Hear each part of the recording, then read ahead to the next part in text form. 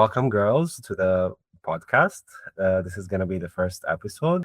And today we have Yasmin and Lian as our guests. And we're looking forward to talking to them, getting to know them a little bit better, getting to know their stories ever since they moved here to Budapest and whatnot. So, if you guys can introduce yourselves, maybe we can start with Yasmin. Okay, hi everyone.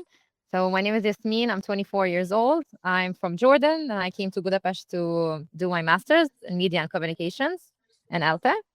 And yeah, this is my last year in uni. I don't know where it's gonna take me. I still haven't decided. And yeah, I think I don't know if I should introduce the project or you guys will introduce it later or how we should We do it. will a bit later. We would like Mm-hmm. to get to know you a bit Yeah. better before that. Perfect. Thank you, Yasmin. And Lian, if you don't mind introducing yourself. Hey everyone, my name's Leanne. I'm from the sunny Philippines.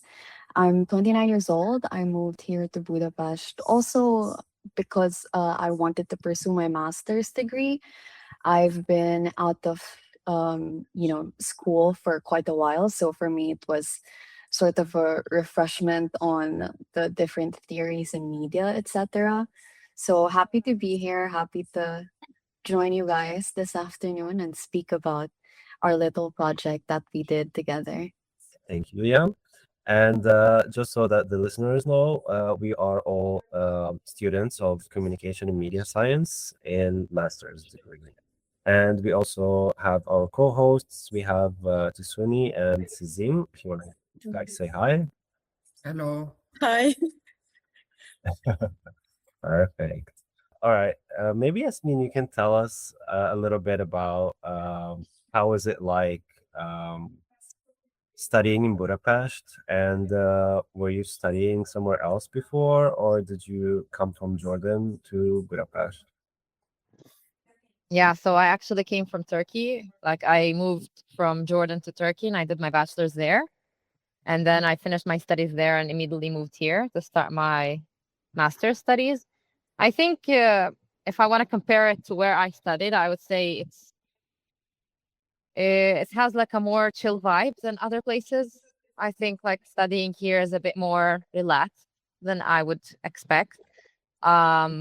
And studying in Budapest in general, it's a pretty fun experience. Like it's easy to make friends, it's easy to go out, it's easy to be social.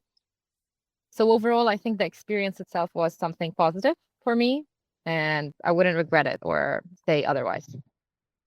Perfect. And did you have like how did you manage to choose Budapest or Hungary, or was it like what was that like? Did you choose the country, or like did you do any research about it before like moving here, or was it by chance, or did you apply for any scholarships and whatnot? Yeah, so I came here actually during my bachelor's for Erasmus program. And yeah, it was like either here or Prague. So I chose here just because it was cheaper when I read online. I was like, yeah, let's do Erasmus here. So I came here and I had like the best 6 months of my life actually. And and then I got introduced to the scholarship program. And then I kept that in my mind. I was like, okay, I'll graduate in 2 years, and then maybe that's a good plan, because I knew I didn't want to stay in Turkey, so it was an option for me.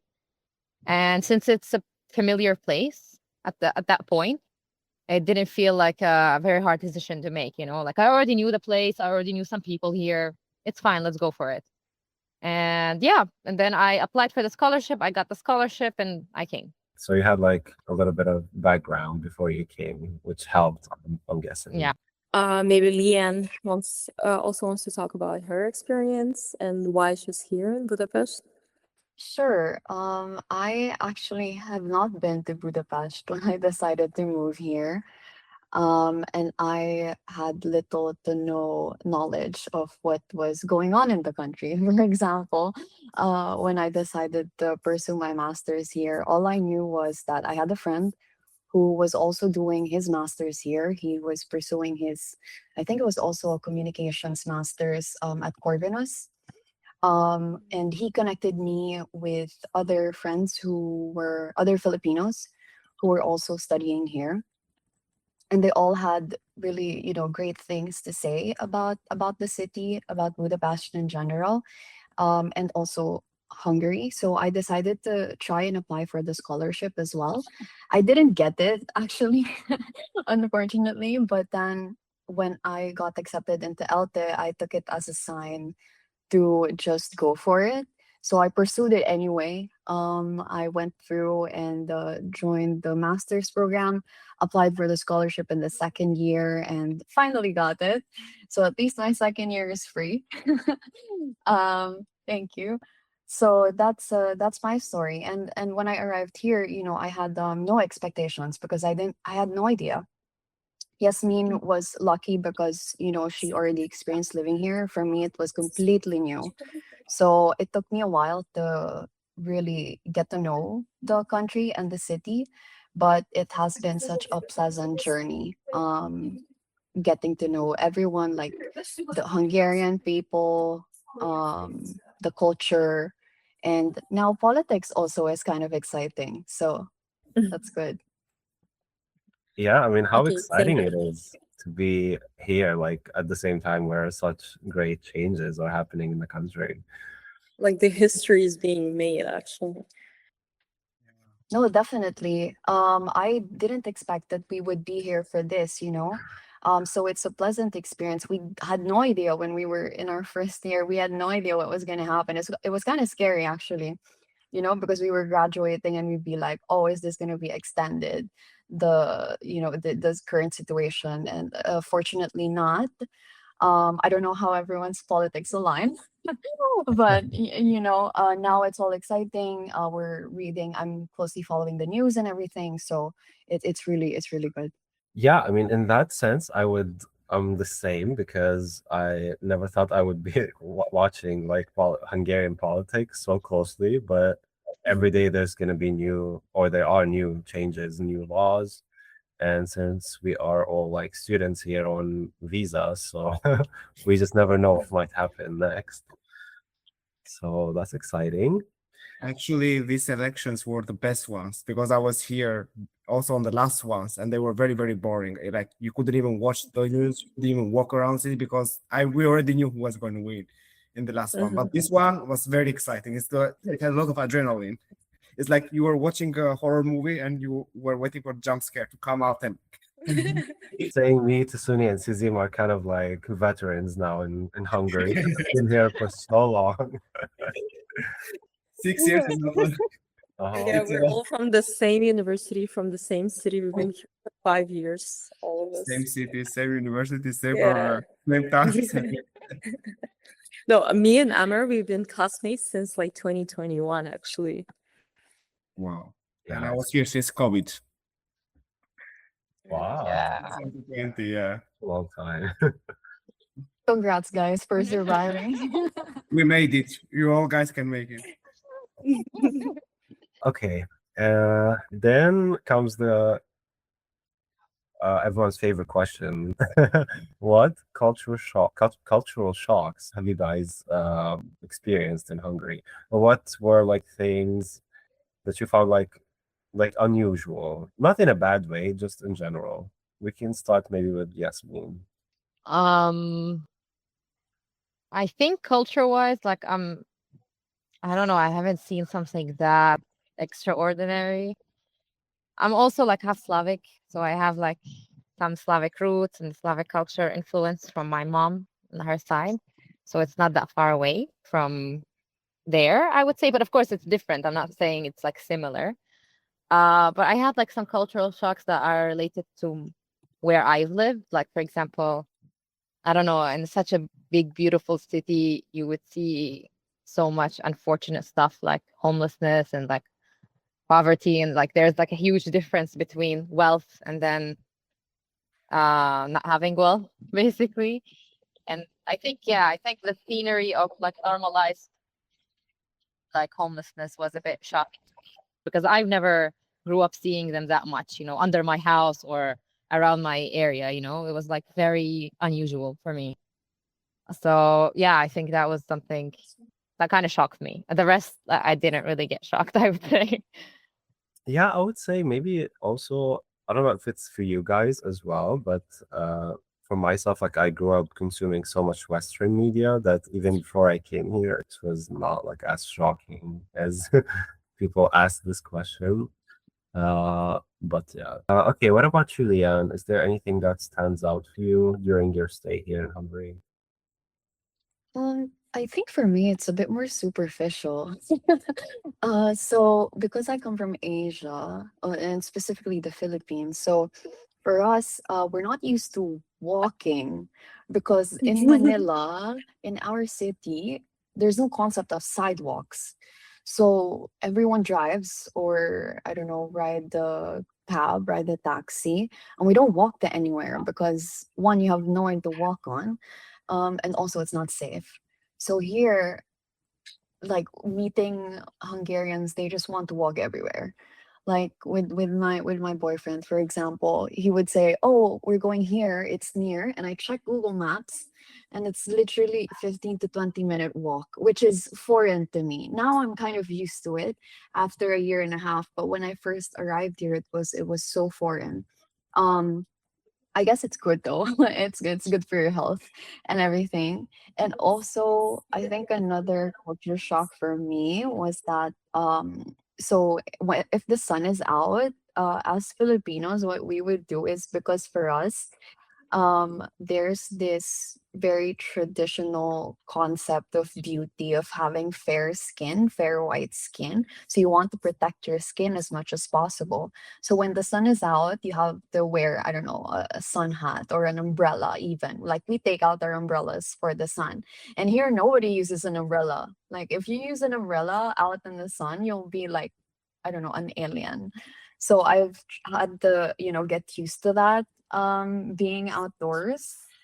Yeah, those are superficial things, but these are things that I noticed and I had to like adjust myself and get used Mhm. to. Speaking of sidewalk, this is a culture shock for most of us. Like I come from a country which is near Europe, Albania, and we also have sidewalks, but no one even uses it. Right in the middle of sidewalk, we would have a very thick tree and no space to walk. Basically, you walk the same place where the cars walk, and that's something normal for us. And this is actually culture shock for most of us. Yeah, that's true. I didn't even think about it because like Definitely. I got used to it, so for me You now when see, I go back home, I have the culture shock, like reverse culture shock. I'm like, Yeah, yeah, bro, reverse culture how shock. do you just take Ubers everywhere? How do you take taxis everywhere? Like this is insane. I exactly. literally go in nuts. Like, bro, why don't anyone use buses? It's so expensive, guys. What's wrong with you guys? So yeah. Okay, I also have a question about like when you first moved here, it was a completely new environment for you. But like having lived 2 years here already, what would you say was the hardest part of studying here, coming here, adjusting to a new environment, new people, new language? Like what is stuck in your memory is the hardest thing, like a challenge you had to overcome as an international student in Budapest? If I could go first, I would love to answer Mm-hmm. this question because Mm-hmm. I'm still struggling with it actually. Mm-hmm. So when I first moved here, I had like, okay, I joined the Filipino Students Association. I met so many friends there. But I feel like friendship cannot be forced. And Mm. so it's still a journey for me to find, like-minded people who enjoy the things that I do, who I can, converse with because here when you live here it's so international, so not you can't expect everyone to be to speak English, and it's not their first language. It's not my first language either. So it's kind of difficult, it makes it a bit more difficult to connect with other people. Mm-hmm. So that's still a journey that I'm on is to, I don't know, maybe like have more friends or Mm-hmm. like find like a group of people that I really connect with. Mm-hmm. Um, it took me like I don't know if anyone has also done this, but I even asked permission from my boyfriend to download Bumble because I wanted to use it for BFF. Mm-hmm. That I did that before I met him. So I was using Bumble to for BFF, and yeah, it's really difficult. And now I haven't been as successful because I've just been so busy with school and work. But after graduation, I really want to put more effort into it. I've been kind of lazy, to be honest, and been really comfortable in my own little bubble. But yeah, that's something that I struggled with definitely, and still do a little bit until now. Well, number one, I feel offended, Leanne. Okay. Yasmin, I love you. You're one of my closest friends here. I have a few friends, and Yasmin is one of them. But jokes aside, I think for me it's the language. Like I got used to living in a country where I know the language I'm speaking, the language they speak. For example, I moved to Turkey, and before moving to Turkey, I learned Turkish actually. It's like it was, I don't know, B1 or A2. But when I went there, it was easier for me to pick up and then speak with everyone and like understand the signs on the road, the signs on the stores, reading the grocery, like the list on my food, you know, because I usually like to do that. And then I'm here, I'm like holding Google Translate to everything, and I'm trying to make sense of everything and understand everything. Like you see the weight of not knowing the language. Like Yeah. day-to-day life, it's fine. Like in the center, it's okay. I don't really struggle with, I don't know, buying stuff and whatever. But going to the hospitals, doing some paperwork, like that really, True, yeah. like I feel like I need someone with me. And I mean, oh, you'll always like, I take someone who speaks Hungarian with me when I have to do these things. And it's like, you know, I want to feel independent from this. Like I want to do it on my own, but it's pretty hard. So yeah, hopefully I'll start learning soon. I don't know. Like both of the things that you mentioned, like loneliness, like not being able to make friends as easy as you can in your own home country, the language, like everything is I feel like all of it isolates you a little bit. So when you felt like that, like especially at the beginning, have you ever thought about like just dropping everything and going back home to your comfort zone? Because I'm pretty sure everyone had these thoughts like at the beginning. I definitely did. Yasmin and I are both like Like, shaking our heads. nah. No, not at all. No, we're very brave.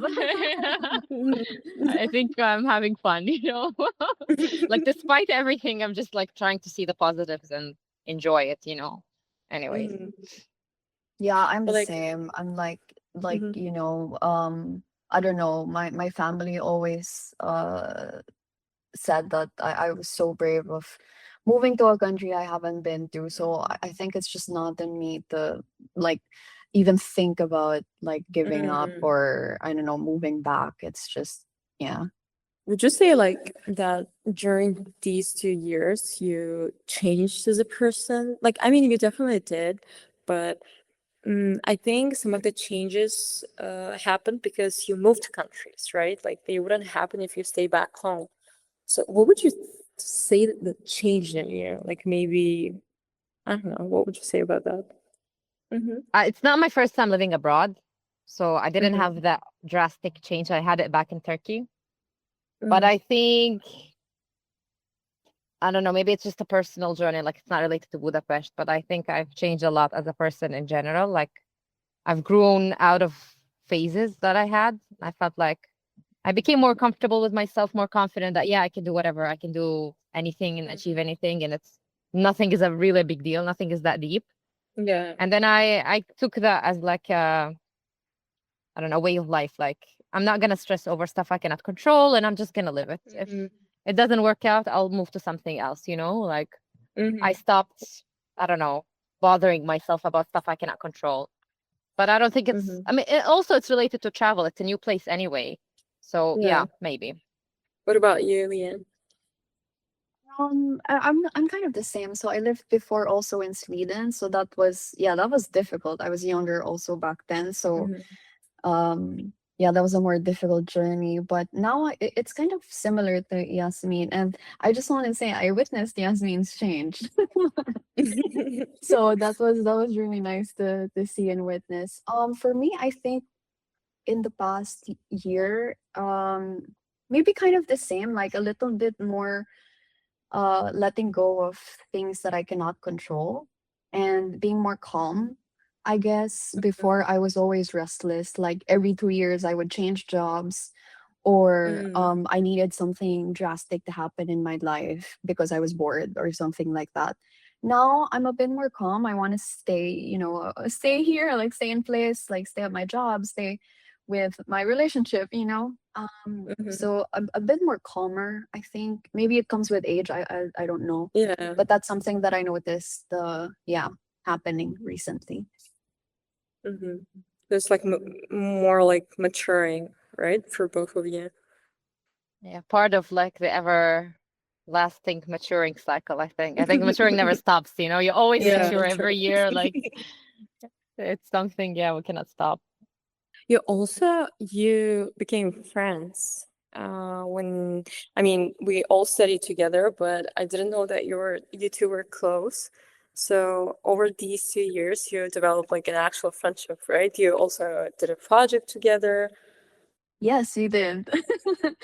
uh, we did, but I remember. I don't know if Yasmin remembers this, but I remember our very first meeting. It was during the editorial class at the first semester. She was not even supposed to take that class because her like it's not required for her specialization, but she was there. That's where we met, and it's so funny. It's like full circle moment right now because for that class we also did a podcast. No, we did a Yeah. podcast about sustainability. Um, Mm, and we spent so many hours at her old apartment with two other girls and just kept talking for hours. So that I think was the start of our friendship. mhm. And then it just continued. Like whenever we would have classes together, we would like when and we needed to make a group, we would like look at each other and be like, "You wanna be groupmates?" Like obviously yes. So that's how project work started, and it was actually her idea. No, Yasmin. For the event, it was like a mix of both. So it was my Mhm, idea to do if we're talking about the project that we did. So mhm. my idea was mostly related to the art part of it. So I wanted to Mm, do a art like an exhibition. exhibition. Mhm. Yeah, and then our other classmate, she was wanted to do like a TEDx type of thing, like a round table conversation Mm, uh thing. And then we were like, yeah, let's just mix these two together and then it can be fun because I wanted to do an event and I wanted something more social and she wanted as well. mhm, And then we talked about the idea and then we gathered the group and then everyone divided accordingly, like what do they enjoy doing. So Leanne, for example, mhm, took over social media because she enjoys it, she likes doing it, not just social media but also like all the visuals and stuff like that. So and yeah, and I took over like the art exhibition since it was my recommendation. mhm, And then I think we had like a good understanding between each other, like even if some, I don't know, other opinions were out there, like were discussed, I think in the end we all agreed on something and no one was mhm, compromised. Like I think everyone was working together well and there was a good chemistry, I would say. mhm. The name of your project is The Making of Herself, right? Like it's an International Women Summit, as far as I know. Yes, so it's the making of ourselves, and it was really good timing because one of our group mates, her name's Lizzie, she's part Mhm, of this international student association or slash committee. So she was able mhm, to pull in these institutional support for the project, and we were mm. able to hold it during Women's Month in March. So it Oh. was really Mhm, great. Everything fell into place. It felt really good actually. Leading up to mhm, the event, we all felt really comfortable and confident, and we were also really excited with our speakers, invited speakers, and invited artists, all of whom were of different nationalities, coming from different mhm. countries, different backgrounds. So that was, yeah, it was really exciting to both to organize it and to hold it on the actual day. Mhm. I even remember, I think we got emails, like, how on Neptune we got sent emails about different events that are happening at the university. I think we get an email about your event as well. Yeah, Yeah. I sent the screenshot to the girls. I'm like, they promoted it. Yeah, I think it was like a moment where we also got the time to forget about a bit about our thesis and like do Yeah. something outside of that, because this whole Mhm. semester was characterized by thesis and thesis, and then it was Mhm. something that, you know, a slice of our day that went to a project that's not related to work, it's not related to, Mhm. I don't know, the Mhm. thesis. It's related to our studies nonetheless, but it was Mhm. something, you know, like more practical and actual, and something I think we lack mostly in our studies. And it was Mhm. great to like accomplish. Like I really felt like, yeah, like we can do stuff, you know, we can get institutional support. And I'm hoping for in the future, or in the future in this country, where, you know, educational institutes will get more support from the government.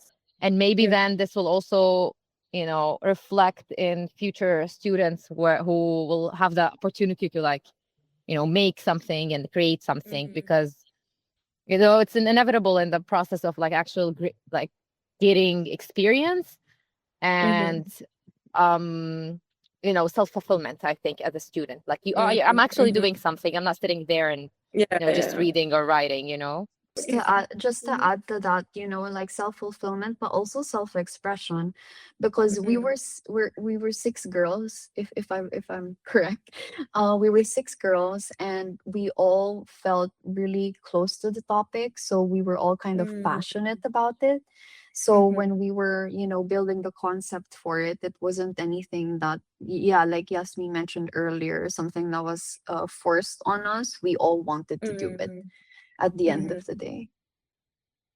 That's what I wanted to comment actually, that whenever you're talking about it, it doesn't feel like a project for school that you had to do. It feels like a passion project for you, you know? Like, yeah, I feel like didn't feel like work for you, right? I mean, don't get us wrong.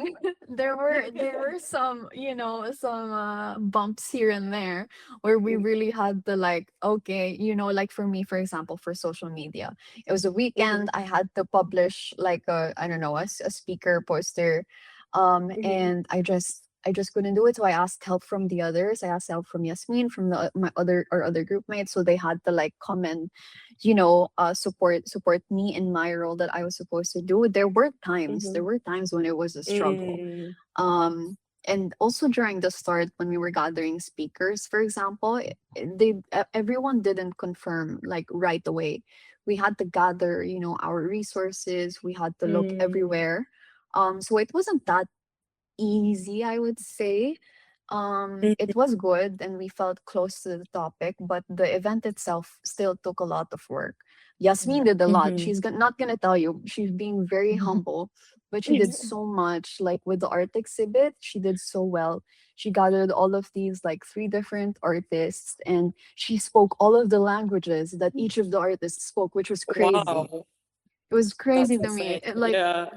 we were building, so the night before we were at the location of the event, and we were putting up the art of the artist, Mhm. and all three of them were there, all three women, Mhm. and she was coordinating with all three of them in different languages. Like That's one time she would be crazy. singing Turkish, and then Russian, and then Arabic. Like what? Thank you. I saw your Instagram page for the project, and the turnout was huge. Like you gathered so many people at the event. Like I saw the post from the art exhibition, and I think the round table thingy you did, and the location, everything. I guess you also had a professional photographer, right? It was That was actually one of our Chuhan. yeah, Chuan, our classmate. Oh, really? Yeah. Yeah. Also, I noticed how your Instagram page, like the main color scheme is purple, which is very symbolic because, Women's Month, the color is purple. So I think you also had that in mind, right, while making the visuals. Yeah, definitely. We pulled all of that together just to stay on theme. And we capitalize on each of our skills, I would say. So like you said, you thought I was a professional photographer. It was Chuhan. So one of our Wow. group mates. So we kind of determined our, I don't know, strongest asset or skill, and that's how we divided our roles to make sure that each one of us felt comfortable and also successful in what we were assigned to do.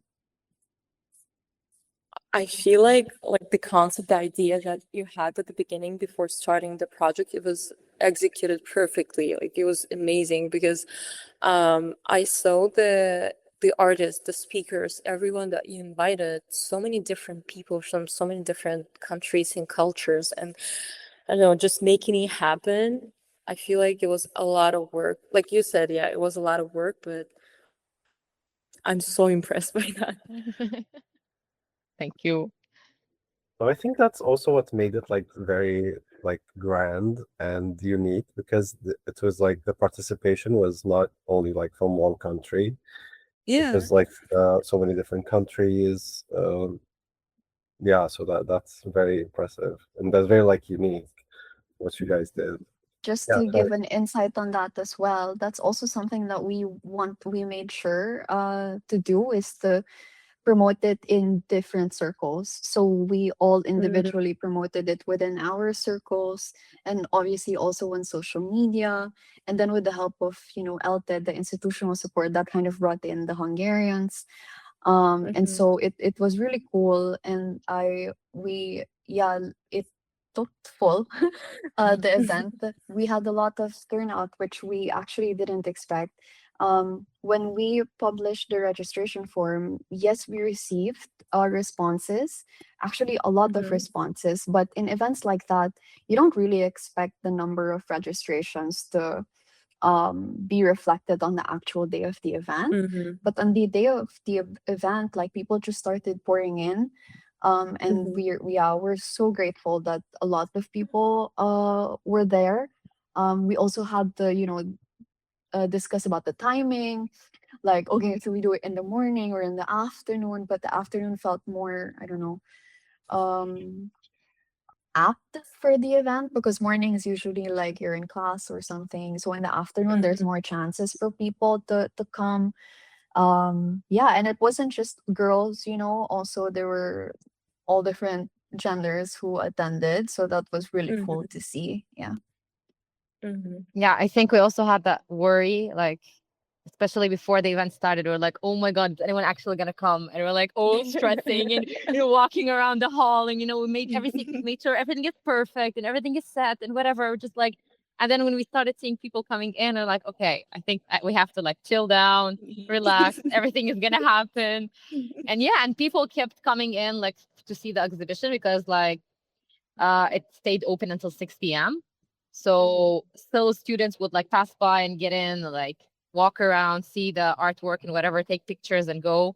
So it was like really fun to see that, like a third space was created and people attended and talked, and like there's like, I think the best, or like what I see the importance of events, like, is to create this place, a space to talk, and like to also build relationships and build friendships, or like to get to know people.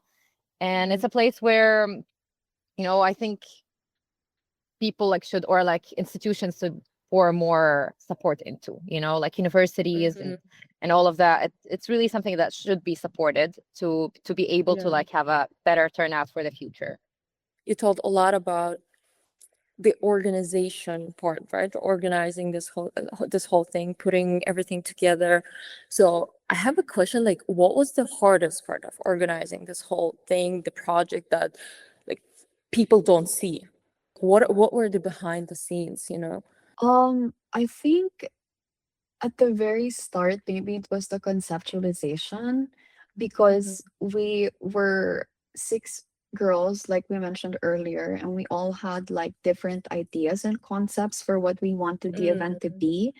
But we also had to realize the limitations of our resources, our time. We were all full-time students. Most of us were also working.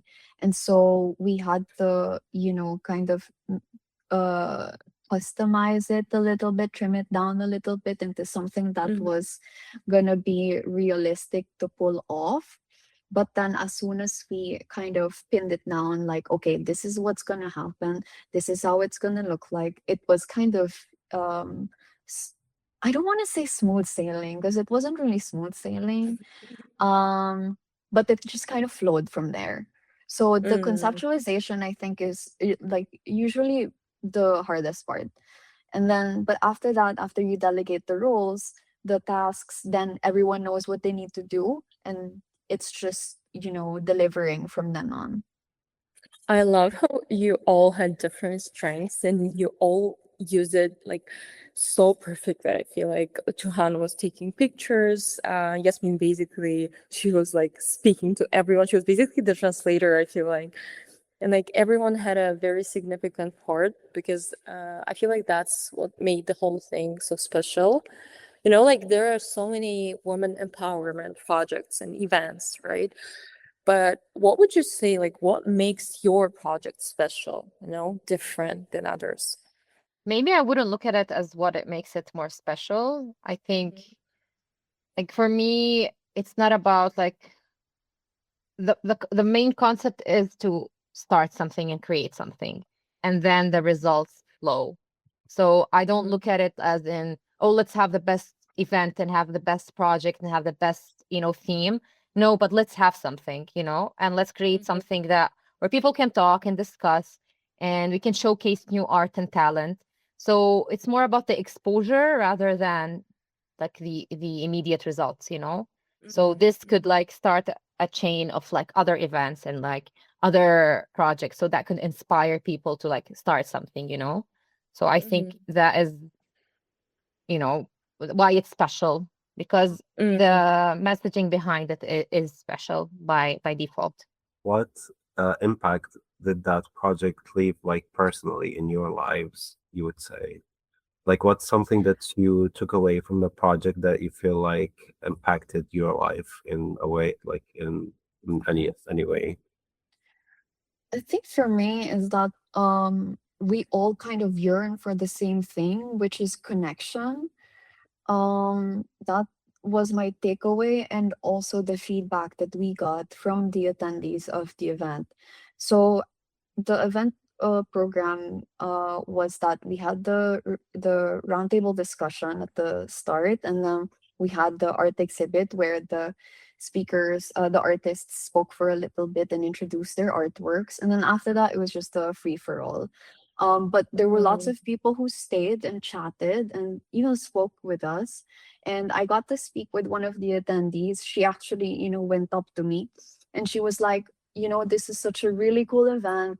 I wish we had more of this at the university or in Budapest in general, because it really brings out people, especially, after the era of COVID where everyone was, stuck behind their laptops, their computers.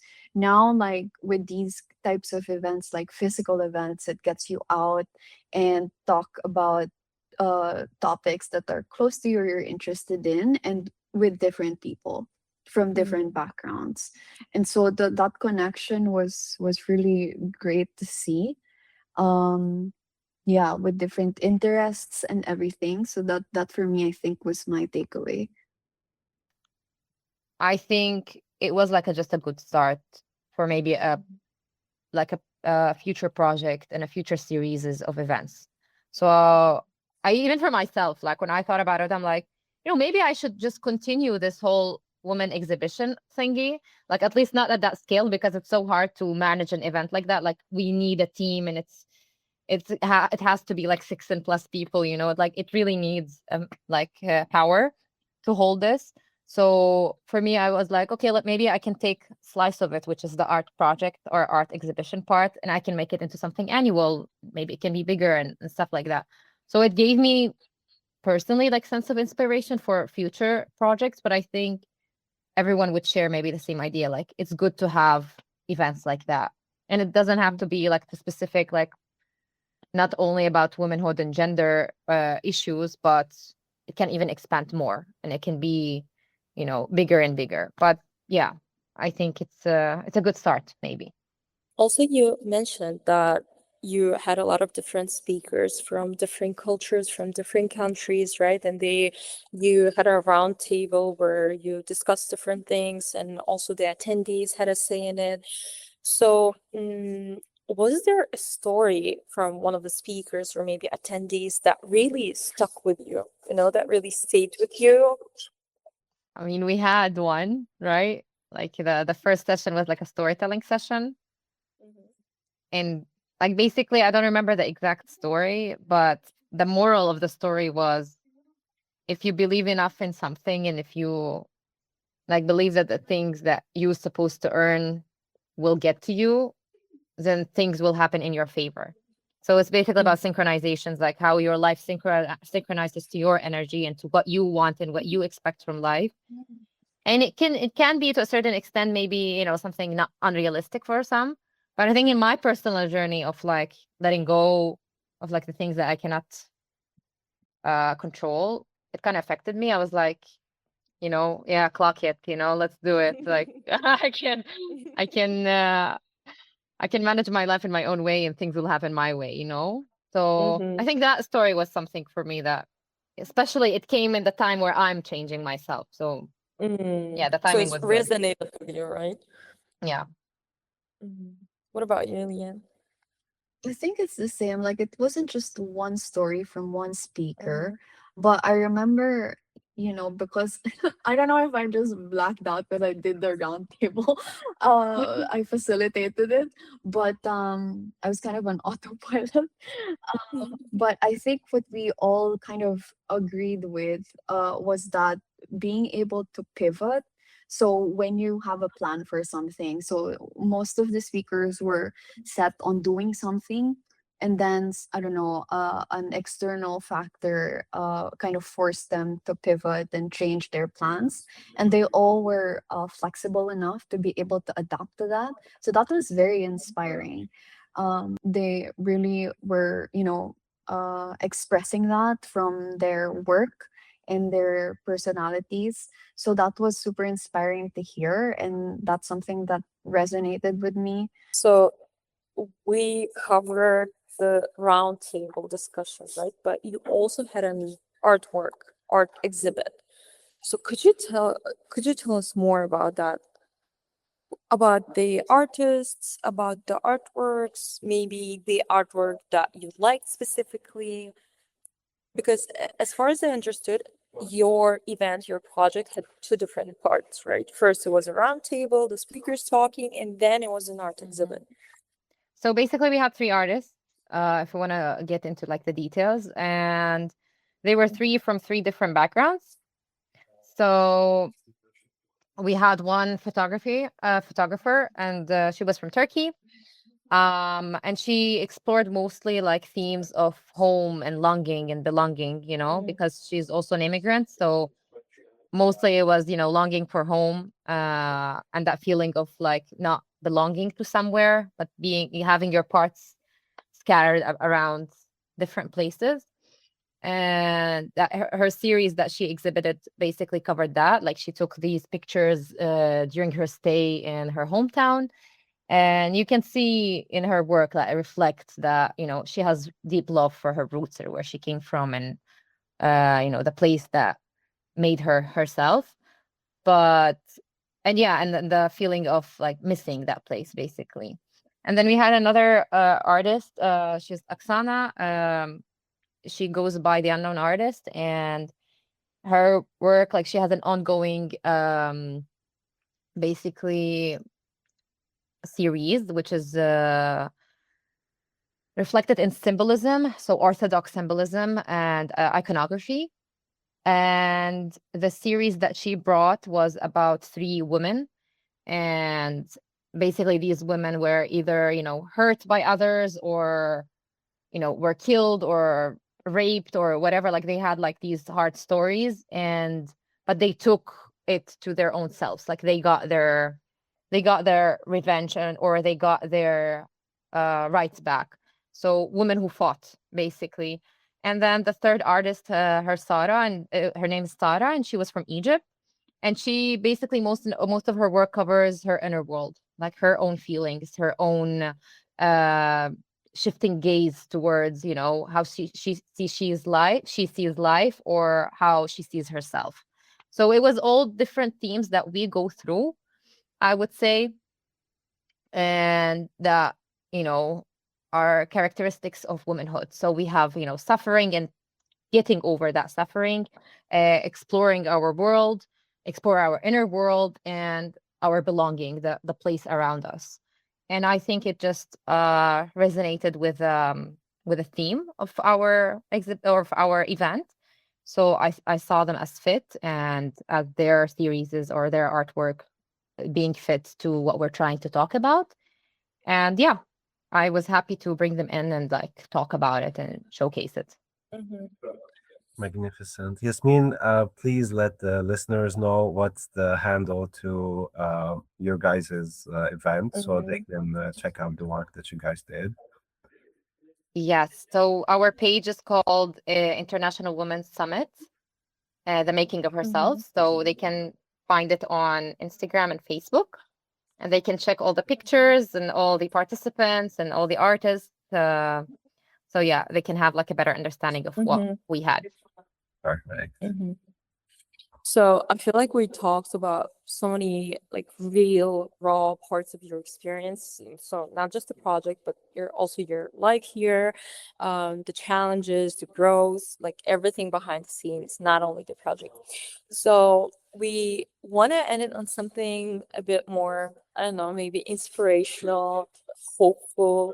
So it's a very cliche question, but if a girl is listening to this podcast right now, right, and feels lost in her life, what would you tell her? Just in a few words. It's a hard question because I think it's very subjective. Like everyone is lost about something specific in their lives.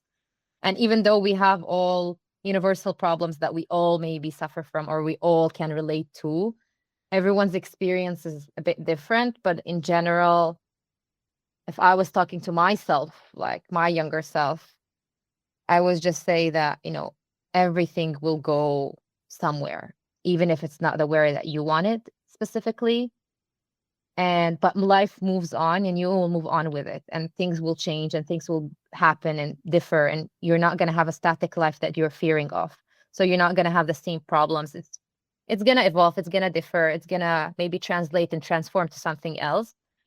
But I think hope and having that, you know, outlook on life that things are going better, even if we see otherwise, in your own bubble, like create a way, create a roadmap that takes you to somewhere better, and believe in it. Like things are going to change, and they're going to change to the good way and to the positive way. And you should just keep going, like to have that hope, that torch of hope always next to you, because that's the only thing that's going to keep you going. It's not external support, it's not, external factors, it's mostly internal. And that's how you can actually like change and like move on and grow and like reach your dreams, I would say. For me, I think if someone is feeling a little lost right now, you really have to find a way to reconnect with yourself. And it's not a straightforward journey. It never is. But you have to kind of keep doing and keep finding things that make you happy, and really listen to yourself. Like, how does your body respond when you're doing something that you enjoy? And just keep doing more of that. Like, try not to think about external factors, external pressures, and let that influence how you behave, how you live your life. Because if you're satisfied and content with yourself, honestly, like based on my experience, everything else will fall into place. Like, you're going to attract more of what's going to make you happy if you ground yourself in things that make you happy, that you enjoy, that you find meaning in, or that fulfill your, I don't know, desires. And surround yourself with people that you love, that you genuinely love, and who will support you to the ends of the earth. It's so important to have that support system, because you cannot do it alone. For me, like, my support system is literally my foundation. If I didn't have that, I wouldn't be as brave as I am or as courageous, like to go to move to another country without ever being there. So yeah, I think just it sounds so cliche, but you have to put yourself first and you have to listen to yourself a little bit better. I think I can build on that. Like, as I also said, like it goes from within, but also you need to be careful from, not careful, but like you need to be picky about who you choose to stay in your life. And you need to surround yourselves with people that are as creative as you are, or as courageous as you are, or people who you inspire to be, people who you look at them and you're like, yeah, you know what, I wouldn't mind having your life. But if you surround yourself by negative people, by people who, don't have a similar outlook on life, or don't really have the passion for the things that you have passion for, I think that maybe can slow your journey. Chris, thank you so much actually for sharing your thoughts, not only about the project, but also about your personal experiences, your beliefs, your values. I would actually would love to see more of your project. I would love to see it maybe become an annual thing, like Amer said. But thank you so much for, like spending time with us, talking to us. You're our first guest, so it's really special for us as well. Yeah, we would like to thank you very much for attending and for all your amazing stories and experiences. Same by Uh, my side. It was a really pleasure to have you, and I really enjoyed you guys talking. I don't know. I feel like probably also because we're classmates, but it's so fun to be around you. So yeah. Yeah. Thank you very much, girls. Thank you. I've Thank you regretted so much also. about not going to your project to the event because I got the email, but it got lost. But right now, looking at your Instagram, I regret it so much. So please make another one. Yeah. Hopefully next year. Yeah. Thank you so much for having us, Thank guys. you. It was a pleasure. Yeah, same. Thank you. Thank you for inviting us. So thank you so much. I hope this is not going to be our last conversation. Like at the end of the day, we still are classmates. Yeah, we'll see each other at the defense, guys. yeah. Sure. Out.